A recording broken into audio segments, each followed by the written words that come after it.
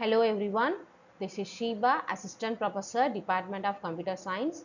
Now I am going to give you a lecture on addressing modes in digital principles and computer organization. The subject code is 7BCEE2A, Unit 5.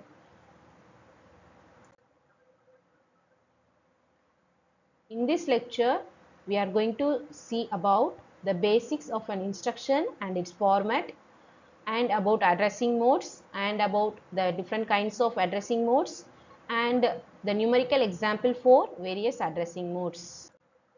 Before we getting into know about the addressing modes, we need to know about the basics of an instruction and its format. An instruction is nothing but it is a group of bits that is used to perform a particular operation.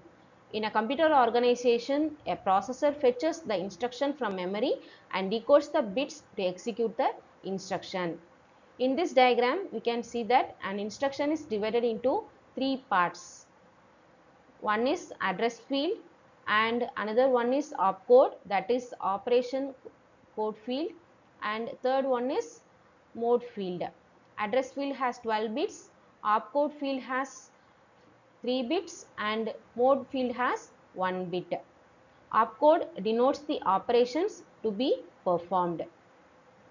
So this is the format of an instruction. Now let's see about the addressing modes. Addressing modes are used to determine the operand and to find the effective address of an operand. The way the operands are chosen during the program execution is dependent on the addressing mode of the instruction. There are so many ways of specifying the location of an operand in an instruction is available, that is called as addressing modes. Basically, an instruction executes in the three phases. First one is fetching the instruction, second one is decoding the instruction, third one is executing the instruction. During the second phase, that is decoding phase of an instruction, we have to determine the operation to be performed, the addressing mode of the instruction and the location of the operands. Here we need addressing mode. Computers use addressing mode techniques for the purpose of accommodating one or both of the following provisions. One is to give programming versatility and to reduce the number of bits.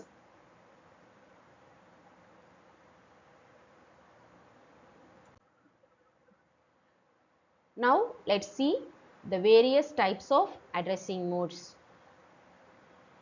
These are all the types of addressing modes: implied and implicit addressing mode, immediate addressing mode, direct addressing mode, indirect addressing mode, register addressing mode, register indirect addressing mode, auto increment addressing mode, auto decrement addressing mode, indexed addressing mode, base register addressing mode, relative addressing mode. Now let's discuss about the addressing modes one by one. Now let's see about the implied addressing mode. In the implied addressing mode, the operand is specified implicitly in the definition of an instruction. Here we do not need to define the operand explicitly, that is, we do not need separate memory or register to define the operand, because the operand is specified implicitly in the definition of an instruction. Implied addressing mode is also known as implicit addressing mode. Examples of implied addressing modes are register reference instructions, zero address instructions, that is in stack organized computer, zero address instructions are examples of implied addressing mode, and complementing accumulator is also an implied example of implied addressing mode. Now let's see about immediate addressing mode. In this addressing mode, the operand is specified in the instruction itself. The operand is specified in the place of address field. In this diagram, we can see that the operand is specified in the place of address field.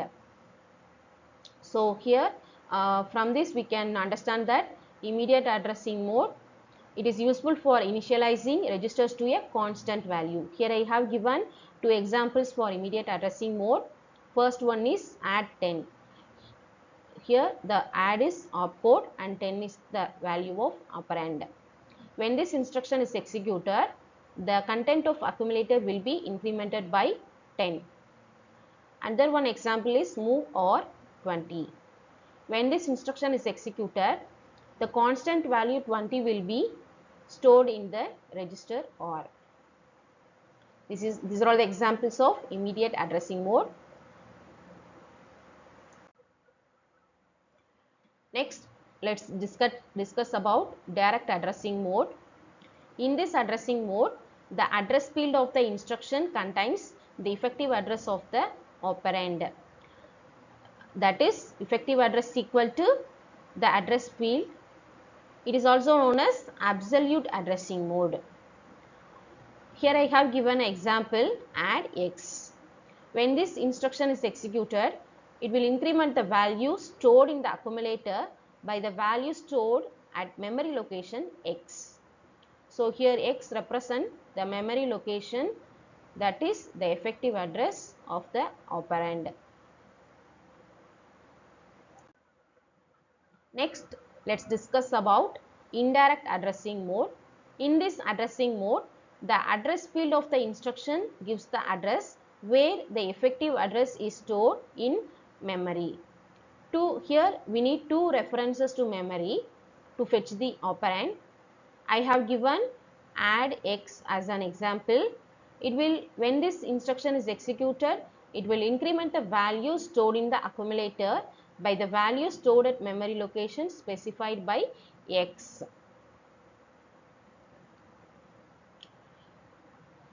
In this diagram, we can see that we need two references. One reference from address A2 pointer to operand and another reference from pointer to operand from the actual operand. Next, let's see about register addressing mode. It is similar to direct addressing mode. In this addressing mode, the address field refers to a register rather than a main memory address. In this diagram, we can see that here in the address field, register address is mentioned. The operand is contained in the register set. From this side, we can see that the operand is not reside in memory, it is reside in registers. The address field of the instruction refers to the CPU register that contains the operand. Here, no reference to memory is required to fetch the operand because the operand is stored inside the register. I have given an example for register addressing mode is add OR. When this instruction is executed, it will increment the value stored in accumulator by the content of register OR. Next, let's discuss about register indirect addressing mode. In this type of addressing mode, the address field of the instruction refers to a CPU register that contains the effective address of the operand. Here we need only one reference to memory to fetch the operand. Here I have given an example, add OR.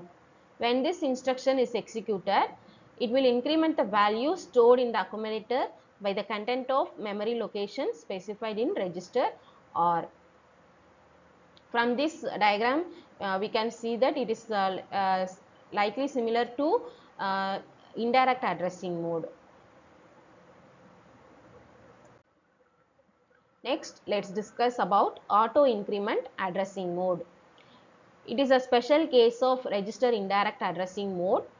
The effective address of the operand will be the content of register.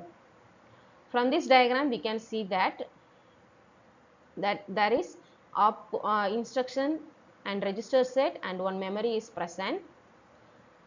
Here the R auto value will be incremented by the size of operand. After accessing the operand, the content of the register is automatically incremented by step size D. Here the step size denotes the size of the operand accessed. So here only one reference to memory is required to fetch the operand. From this diagram we can understand that R auto value, that is referenced to the value 3300 in the register set, that refers the value in the memory in the address of 33300. The value is 6B. After the operand is accessed, the address will be incremented by 2. Assume that the size of the operand is 2. So now the 3300 value will be incremented by 2. So the value will be 3302. So the next instruction to be executed is the address field of 3302. This is the working way of auto increment addressing mode. Let's see about auto decrement addressing mode. It is also a special case of register indirect addressing mode, where the effective address of the operand is found out by subtracting the step size from the content of register. First of all, the content of the register is decremented by the step size D. Step size is nothing but it is the size of the operand. After decrement the content, the operand is read. Here only one reference to memory is required to fetch the operand. Next, let's discuss about indexed addressing mode. In this addressing mode, the effective address is calculated by adding the content of index register plus address part of the instruction. The content of an index register is added to the address part of the instruction to obtain the effective address. So here we can find the operand. Next addressing mode is base register addressing mode. Here the effective address is calculated by adding the content of base register plus address part of the instruction. The content of a base register is added to the address part of the instruction to obtain the effective address. That is, the effective address of the operand can be found by adding the value of the base register with the address part of the instruction. Next addressing mode is relative addressing mode. In this addressing mode, the effective address is calculated by adding the content of PC and address part of the instruction. The content of the program counter is added to the address part of the instruction in order to obtain the effective address. That is, the effective address of the operand is obtained by adding the address of the program counter with the address part of the instruction. Now I am going to explain how to calculate effective address for various addressing modes. So here I have given a numerical example for addressing modes. In this diagram, we can see that we have a memory and we have program counter. The value of program counter is 200, and we have register. The value of register is 400, and we have index register. The value is 100, and we have one accumulator. So the instruction to be executed is stored inside the memory at the location of 200 and 201. Already we have seen that an instruction contains 3 fields. So here the load to accumulator is the opcode. The operation to be performed here is load to accumulator, and this is the mode field, and this is the address field. The value of address here is 500. So the address 200 and 201 is allotted for storing an instruction. The operation to be performed here is load to accumulator, and the address value is 500. Now let's see how to find effective address for various addressing modes one by one. First, let's see how to find effective address for direct addressing mode. In direct addressing mode, the effective address is equal to the address field, address part of the instruction.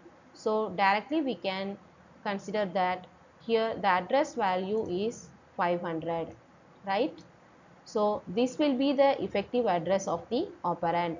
So to find the content of the accumulator, we need to go to the location 500 and refer the value. So here the value is 800. So this will be the content of the accumulator. So the effective address is 500 and the content of accumulator will be 800.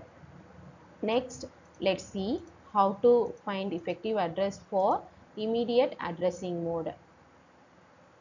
In immediate addressing mode, we know that the the operand is specified in the instruction itself, isn't it?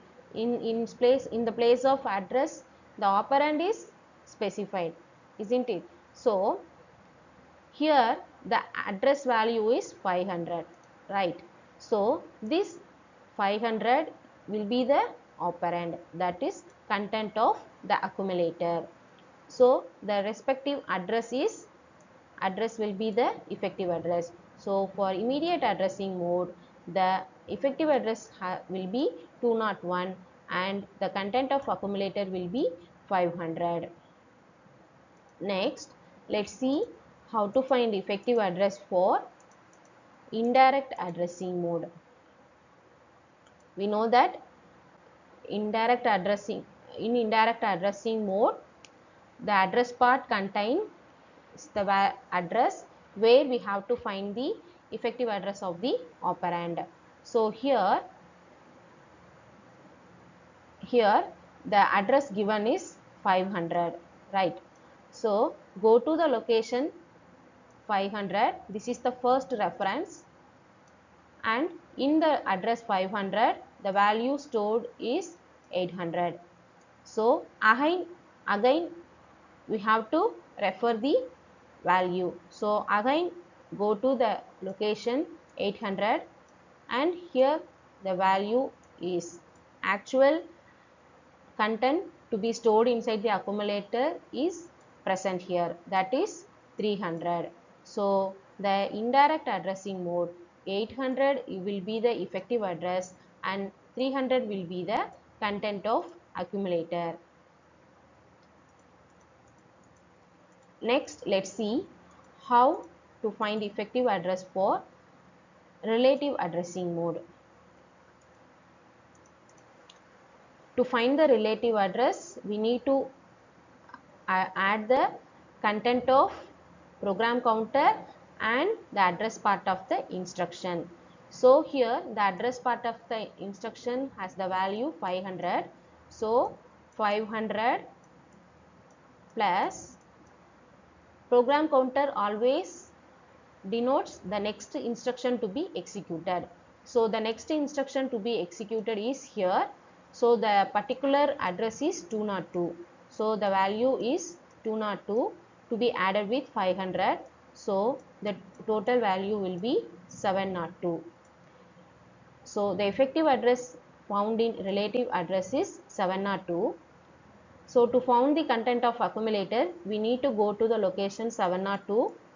And here the value stored in 702 is 325. So this is the actual value of content to be stored in the accumulator. Next, let's see how to find effective address for indexed addressing mode.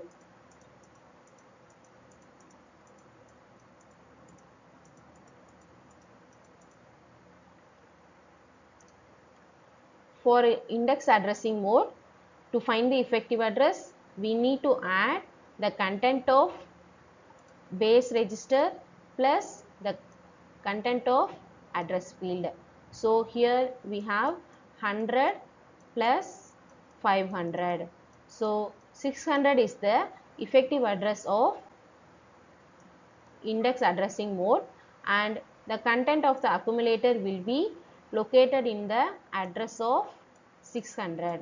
So 900 will be the content to be stored in accumulator. Next, let's see to find effective address for register addressing mode. The operand is contained in the register set, right, isn't it? So here we don't need effective address. The content of accumulator will be the content of register set, that is 400.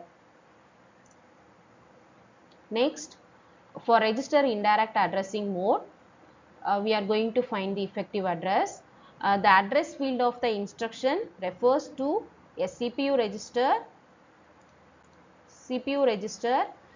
that contains the effective address of the operand. So here the value in register set 400 is the effective address.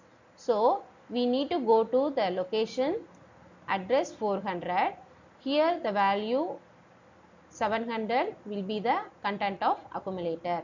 So for register indirect addressing mode, the effective address will be 400 and the content of accumulator will be 700.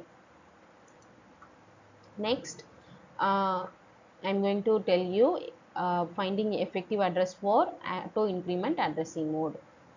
Here, in auto increment addressing mode, we find the effective address by using the value of register. So the effective address will be the content of register. So the effective address of register indirect addressing mode, auto increment addressing mode is 400. So to find the content of accumulator, we need to go to the location 400. There we can find the content of accumulator. So the value 700 is present here. Next, I am going to tell you how to find effective address for auto decrement addressing mode. So already we have seen that in auto decrement addressing mode, before fetching the operand, the content of the register will be decremented by 1, isn't it? So before fetching the operand, the content of register is 400. So this value will be decremented by 1. So the effective address will be 399. 400 minus 1, 399.